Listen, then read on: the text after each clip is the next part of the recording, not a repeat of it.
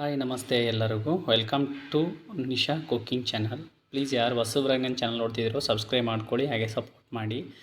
ಬನ್ನಿ, ಇವತ್ತು ನಮ್ಮ ಉತ್ತರ ಕರ್ನಾಟಕ ಸ್ಟೈಲಲ್ಲಿ ಚವಳಿಕಾಯಿ ಪಲ್ಯ ಮಾಡೋದು ನಿಮಗೆ ಸಿಂಪಲಾಗಿ ತಿಳಿಸ್ಕೊಡ್ತೀನಿ. ನೀವು ಒಂದು ಸಲ ಈ ಥರ ಟ್ರೈ ಮಾಡಿ, ಹೇಗಾಗಿದೆ ಅಂದರೆ ನೀವು ಕಮೆಂಟ್ಸ್ ಮಾಡಿ, ಓಕೆನಾ? ಆಲ್ರೆಡಿ ಎಲ್ಲರಿಗೂ ಗೊತ್ತಿರ್ತದ ಮಾಡೋದು, ಬಟ್ ಏನೋ ಇದೊಂಥರ ಸ್ಪೆಷಲ್ ಅಂತ ಅನ್ನಿಸ್ತದ.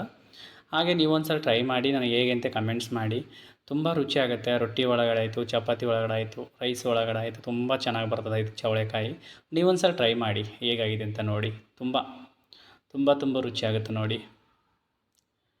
ಮಾಡಿರ್ತೀರಾ, ಬಟ್ ಇದೊಂದು ಸಲ ಟ್ರೈ ಮಾಡಿ ನೋಡಿ, ಓಕೆನಾ? ನೋಡಿ, ನಾನು ಚವಳಿಕಾಯಿ ತೊಗೊಂಡಿದ್ದೀನಿ. ಅಟ್ಲೀಸ್ಟ್ ಒಂದು ಸ್ವಲ್ಪ ಎಳೆ ಚವಳಿಕಾಯಿ ಆದರೆ ನಾವು ಹಾಗೆ ಫ್ರೈ ಮಾಡ್ಬೋದು. ಇದು ಸ್ವಲ್ಪ ಬಲ್ತಿದೆ ಅಲ್ವಾ, ಹಾಗೆ ಅದಕ್ಕೋಸ್ಕರ ನೋಡಿ ಇದು ತೊಗೊಂಡು ನೀಟಾಗಿ ನಾನು ಆಲ್ರೆಡಿ ನಿನ್ನೆ ನಾನು ವಾಟರ್ ಒಳಗಡೆ ವಾಶ್ ಮಾಡಿ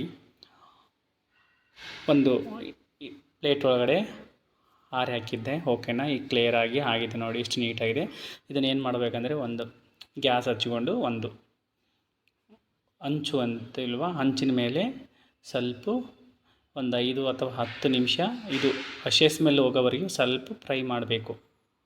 ನೋಡಿ ಎಷ್ಟು ನೀಟಾಗಿ ಬರ್ತಿದೆ ಅಂದರೆ ತುಂಬ ನೀಟಾಗಿ ಬರ್ತದೆ. ನೀವು ನಿಮ್ಮ ಮನೇಲಿ ಒಂದು ಸಲ ಟ್ರೈ ಮಾಡಿ, ಹೇಗೆ ಅಂತ ಕಮೆಂಟ್ಸ್ ಮಾಡಿ. ಇದು ತುಂಬ ರುಚಿ ಆಗುತ್ತೆ. ನಮ್ಮ ಕಡೆ ಜಾಸ್ತಿ ಯೂಸ್ ಮಾಡ್ತೀವಿ ನಾವು ರೊಟ್ಟಿ ಚವಳಿಕಾಯಿ, ಸಜ್ಜಿ ರೊಟ್ಟಿ ಚವಳಿಕಾಯಿ ಅಂತ. ನೋಡಿ ಈ ಥರ ನೋಡಿ, ಅಲ್ಲಿ ನೋಡಿ ಎಷ್ಟು ನೀಟಾಗಿ ಅವು ಉರಿತಾ ಇದ್ದೀನಿ ನೋಡಿ. ನೋಡಿ ಈ ಥರ ಬ್ಲ್ಯಾಕ್ ಆಗಬೇಕು, ಸ್ವಲ್ಪ ಚುಕ್ಕಿ ಚುಕ್ಕಿ ಎಲ್ಲ ಚವಳಿಕಾಯಿನೂ ಹುರ್ಕೋಬೇಕು ನೀಟಾಗಿ.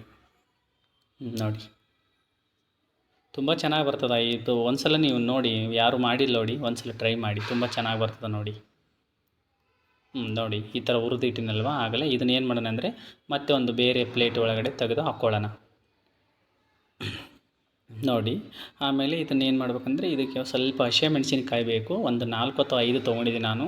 ಇದನ್ನ ಏನು ಮಾಡೋದಂದರೆ, ಮತ್ತು ಅದೇ ಚವಳಿಕಾಯಿ ನಾವು ಹುರಿದಿರ್ತೀವಲ್ವ, ಅದೇ ಹಂಚೊಳಗಡೆ ಹಾಕಿ ಒಂದು 4 ಅಥವಾ 5 ಮೆಣಸಿನ್ಕಾಯಿನ ಹುರ್ಕೊಂಬಿಡೋಣ. ಒಂದು ಸ್ವಲ್ಪ ಎಣ್ಣೆ ಹಾಕೋಣ. ಎಣ್ಣೆ ಹಾಕಿದರೆ ಬೇಗ ಫ್ರೈ ಆಗುತ್ತೆ ಮೆಣಸಿನ್ಕಾಯಿ.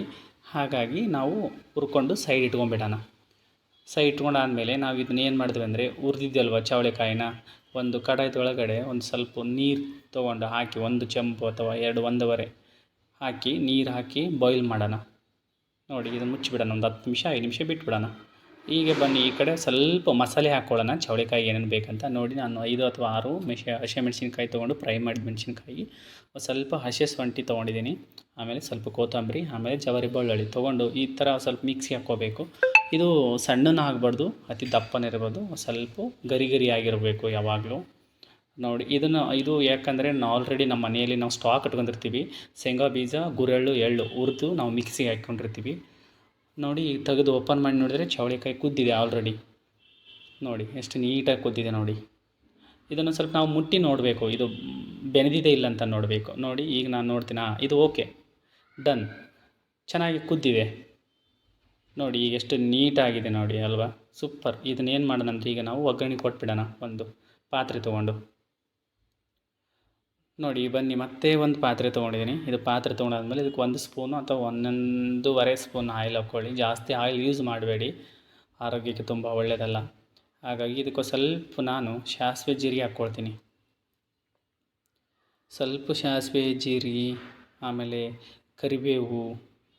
ಇದಕ್ಕೆ ಏನು ನಾರ್ಮಲ್ ಡೇ ಹೇಗೆ ನಾವು ಯೂಸ್ ಮಾಡ್ತೀವೋ ಅದೇ ಥರನ ಹಾಕ್ಕೊಂಡು ನೀಟಾಗಿ ಸ್ವಲ್ಪ ಕರಿಬೇವು ಹಾಕ್ಕೊಂಡು, ಆಮೇಲೆ ಇದಕ್ಕೆ ಒಂದು ಸಣ್ಣ ಉಳ್ಳಾಗಡ್ಡಿ, ಈರುಳ್ಳಿ, ನಮ್ಮ ಕಡೆ ಉಳ್ಳಾಗಡ್ಡಿ ಅಂತ ಹೇಳ್ತೀವಿ ನಾವು, ಈರುಳ್ಳಿ ಸಣ್ಣಗೆ ಹೆಚ್ಚಿಕೊಂಡು ಫ್ರೈ ಮಾಡ್ತಾಯಿದ್ದೀನಿ. ಸ್ವಲ್ಪ ಇದು ಈರುಳ್ಳಿ ಒಂದು 2 ಅಥವಾ 3 5 ನಿಮಿಷ ಫ್ರೈ ಮಾಡಿ ಚೆನ್ನಾಗಿ. ಯಾವಾಗಲೂ ಯಾವುದೇ ಅಡುಗೆ ಮಾಡಿ ನೀವು ಈರುಳ್ಳಿ ಮಾತ್ರ ಚೆನ್ನಾಗಿ ಫ್ರೈ ಮಾಡಿದ ಮೇಲೆ ಟೊಮೊಟೊ ಹಾಕಿ. ಒಂದು ಸಣ್ಣದು ಟೊಮೊಟೊ ತೊಗೊಂಡಿದ್ದೀನಿ. ಈ ಸಣ್ಣ ಟೊಮೊಟೊ ಆಮೇಲೆ ಈರುಳ್ಳಿ ಫ್ರೈ ಆದಮೇಲೆ ಇದಕ್ಕೆ ಸ್ವಲ್ಪ ಉಪ್ಪು ಹಾಕ್ಕೊಳ್ಳೋಣ. ಹೀಗೆ ಉಪ್ಪು ಹಾಕ್ಕೊಂಬಿಡೋಣ, ಯಾಕಂದರೆ ಇದು ಉಪ್ಪು ಹಾಕ್ಕೊಂಬಿಟ್ರೆ ಈರುಳ್ಳಿಯಲ್ಲಿ ಚೆನ್ನಾಗಿ ನೀರು ಬಿಡುತ್ತೆ. ಹಾಗಾಗಿ ನಾನು ಯಾವಾಗಲೂ ಈರುಳ್ಳಿ ಹಾಕಬೇಕಾದಾಗೆ ಉಪ್ಪು ಹಾಕ್ತೀನಿ. ಓಕೆ, ಇದನ್ನು ನೋಡಿ ಈಗ ಒಗ್ಗರಣೆ ಹಾಕ್ಕೊಂಬಿಡೋಣ. ನಾವು ಆಲ್ರೆಡಿ ಬಸ್ತಿಟ್ಟಿದ್ದೀವಲ್ಲ ಚವಳಿಕಾಯಿನ, ಹೀಗೆ ನೋಡಿ ಒಗ್ಗರಣೆ ಹಾಕ್ಕೊಂಡೆ ನಾನು. ಇದಕ್ಕೆ ಏನು ಬೇಕು, ಒಂದು ಸ್ವಲ್ಪ ಅರಿಶಿಣ ಪುಡಿ ಹಾಕ್ತಾಯಿದ್ದೀನಿ, ಸ್ವಲ್ಪ ಧನಿಯಾ ಪುಡಿ ಹಾಕ್ತಾಯಿದ್ದೀನಿ, ಆಮೇಲೆ ರುಚಿ ತಕ್ಕಂತೆ ಉಪ್ಪು ಹಾಕಿ ಇದನ್ನು ಏನು ಮಾಡಬೇಕಂದ್ರೆ, ನೋಡಿ ಇದು ಕಡಲೆ ಪುಡಿ, ಗುರೆಳ್ಳು ಪುಡಿ, ಎಳ್ಳು ಪುಡಿ ಮಿಕ್ಸ್ ಮಾಡಿದ್ದಲ್ವ ಪೌಡ್ರ, 2 ಸ್ಪೂನ್ಸ್ ಅಥವಾ 3 ಸ್ಪೂನ್ಸ್ ಹಾಕಿ ಸಾಕು, ತುಂಬ ರುಚಿ ಬರ್ತದೆ. ಆಮೇಲೆ ಚಪಾತಿ ಒಳಗೆ, ರೊಟ್ಟಿ ಒಳಗೆ, ರೈಸ್ ಒಳಗಡೆ ತಿನ್ಬೋದು. ತುಂಬ ಚೆನ್ನಾಗಾಗುತ್ತೆ ಚೌಳಿಕಾಯಿ ಪಲ್ಯ ಯಾವಾಗಲೂ. ನಮ್ಮ ಮನೆ ಒಳಗಡೆ ನಮ್ಮ ಕಡೆ ಉತ್ತರ ಕರ್ನಾಟಕದಲ್ಲಿ ಜಾಸ್ತಿ ನಾವು ಚೌಳಿಕಾಯಿ, ಬದನೆಕಾಯಿ, ಹೀರೆಕಾಯಿ ಈ ಥರ ಎಲ್ಲ ಜಾಸ್ತಿ ಯೂಸ್ ಮಾಡ್ತೀವಿ. ನೋಡಿ ಇಷ್ಟು ರುಚಿ ಆಗುತ್ತೆ ನೋಡಿ, ಇದು ತುಂಬ ರುಚಿ ಆಗುತ್ತೆ. ಆಮೇಲೆ ಇದನ್ನ ಏನು ಮಾಡೋಣ ಅಂದರೆ, ಆಗಲೇ ನಾವು ಹಸಿಮೆಣ್ಸಿನ್ಕಾಯಿ ಸ್ವಲ್ಪ ಮಿಕ್ಸ್ ಹಾಕ್ಕೊಂಡಿದ್ದೀವಲ್ವ, ರೆಡಿ ಮಾಡ್ಕೊಂಡಿದ್ದೀವಲ್ಲ ಅದಕ್ಕೆ ಮಿಕ್ಸ್ ಮಾಡಿಬಿಡೋಣ. ನೋಡಿ ಜಾಸ್ತಿನೂ ಸಣ್ಣಾಗಿಲ್ಲ, ಜಾಸ್ತಿನೂ ದೊಡ್ಡ ಇಲ್ಲ, ಮೀಡಿಯಮ್ ಆಗಿ ಮಿಕ್ಸಿಗೆ ಹಾಕ್ಕೋಬೇಕು ಯಾವಾಗಲೂ.